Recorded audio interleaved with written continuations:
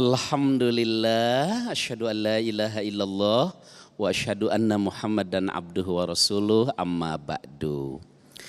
Bapak Ibu pemirsa TV One, ada sebuah doa yang biasa dibaca oleh Amirul Mukminin Umar Ibnul Khattab yang diajarkan Kanjeng Nabi.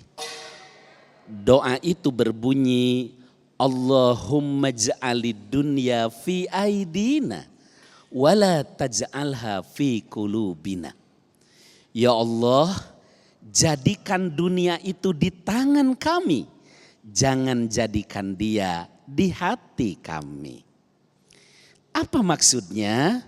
Ya Allah, jadikan dunia itu di tangan kami, artinya jadikan kami orang yang menguasai dunia. Jangan jadikan di hati kami, artinya jangan diperbudak oleh dunia. Yang dimaksud diperbudak dunia Bapak Ibu tidak mesti orang kaya. Maaf, tanpa bermaksud menghinakan, hanya untuk contoh. Kuli yang untuk mendapatkan 25.000 perak tapi sampai enggak sholat, dia diperbudak dunia walau dunianya cuma 25.000 rupiah.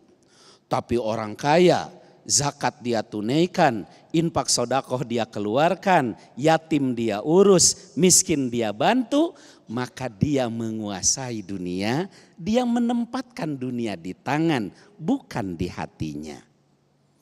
Oleh karena itulah Islam memandang yang namanya harta dan tahta adalah sarana untuk beramal soleh. Maka kita diperintahkan untuk kaya. Kok diperintahkan kaya Ustadz? Mana dalilnya? Bukankah setiap perintah sholat selalu bergandeng dengan zakat? Aqimus sholah wa atuz zakah.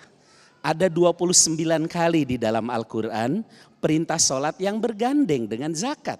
Dan ada 49 kali yang bergandeng dengan infak dan sodakoh. Bagaimana bisa zakat kalau kita miskin? Bagaimana bisa infak dan sodakoh kalau kita kere? Lebih jauh lagi bagaimana bisa haji atau umroh? Maka kita diperintahkan untuk kaya, bahkan mencari harta dalam Islam bernilai fisabilillah. Tentu saja mencari rezeki yang halal. Suatu ketika di masa Kanjeng Nabi ada seseorang yang badannya tinggi, besar, kekar. Tapi pekerjaan orang ini hanya mengangkut kayu bakar dari kampung dibawa ke kota Madinah.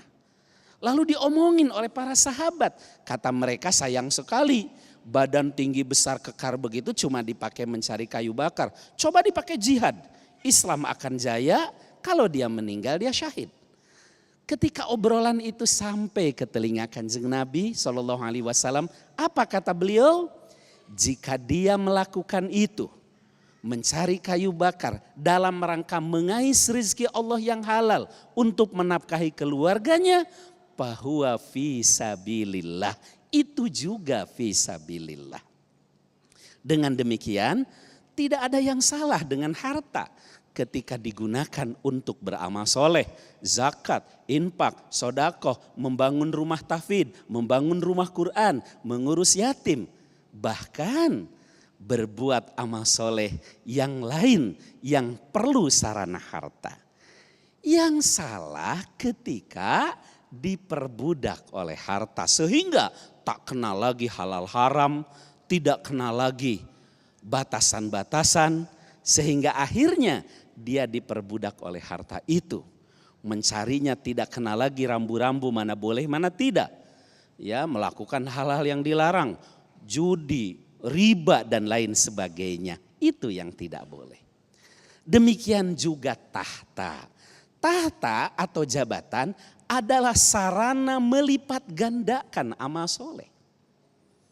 Bapak Ibu, tadi ketika Bapak Ibu masuk ke masjid sini, ada kotak infak di depan masjid.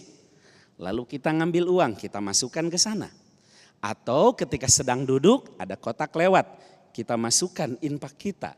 Biasanya milih yang paling kecil, udah lecek lagi. Ya kan? Atau kita jadi donatur tetap setiap bulan di masjid kita. Kenapa hanya itu yang bisa kita lakukan? Tapi coba kalau kita punya kedudukan, Saya ambil contoh Gubernur Jakarta. Ya, dengan kedudukannya dia bisa ngasih 2 juta setiap masjid setiap bulan. Namanya bantuan operasional tempat ibadah. Ada 6.635 masjid yang dibantu. 2 juta setiap bulan, 24 setahun. Kali sekian ribu masjid. Berapa yang dikeluarkan? Bukan lagi 2.000, 10.000. Bahkan totalnya sampai sekian M. Dari mana dananya? APBD. Kita tinggal tanda tangan.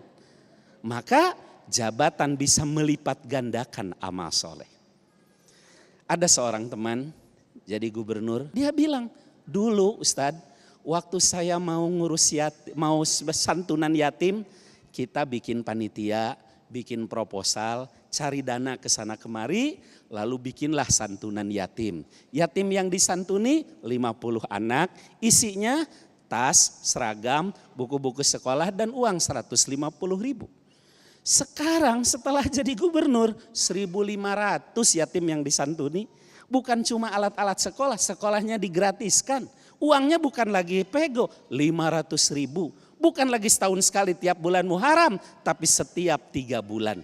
Dari mana dananya? APBD, cukup tanda tangan. Itulah tahta sarana melipat gandakan amal soleh. Yang tidak boleh diperbudak oleh jabatan. Sehingga menjadikan sarana untuk merampok uang rakyat, bahasa kerennya korupsi. Itu yang tidak boleh. Tapi kalau penyimpangan tidak mesti pada jabatan. Bahkan kita yang tidak punya kedudukan pun bisa. Memangnya pedagang yang menguasai jalan publik untuk kepentingan pribadi bukan korup.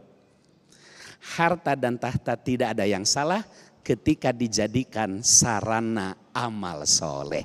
Ada dosa yang tidak bisa dihapus dengan sholat, tidak bisa dengan puasa, tidak bisa dengan haji, tidak bisa dengan umroh. Para sahabat kaget, loh kok ada? Bukankah sholat menghapus dosa? Bahkan dari Jumat ke Jumat ditambah 3 hari. Bukankah puasa menghapus dosa?